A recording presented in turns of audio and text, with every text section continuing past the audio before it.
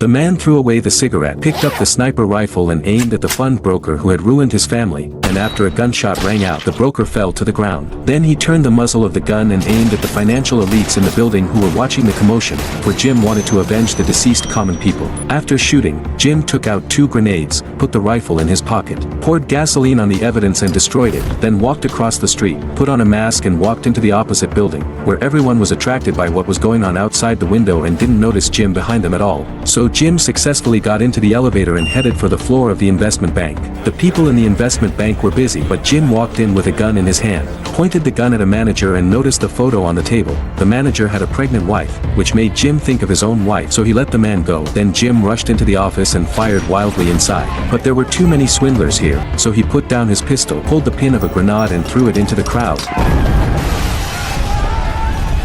In the end, no one could escape Jim's gunfire. At this time, a large number of armed special police had arrived and quickly rushed to the floor where Jim was, while Jim had walked into the boss's office, driven away the 2 secretaries and left the boss behind. Then took off his mask and sat in the boss's seat, but the boss remained calm in the face of Jim's gun. Learning that Jim had gone bankrupt because of him, the boss was very proud. So Jim looked at the surveillance camera and decided to play a game with the boss. He put the pistol on the table and counted down 3 numbers, saying that whoever grabbed the pistol first would survive. However, the boss directly picked up the pistol, pulled the trigger, but there were no bullets in the gun, and then the special police rushed in, and the boss was shot dead on the spot by the special police who mistook him for a criminal, while Jim lay on the ground and was finally rescued as a hostage. But as soon as he got downstairs, a pair of hands rested on his shoulders. It turned out to be his police friend. Looking at Jim's appearance, immediately understood everything and then sent Jim out. Another friend outside didn't say a word when he saw this, the 2 friends watching as Jim left this sinful place.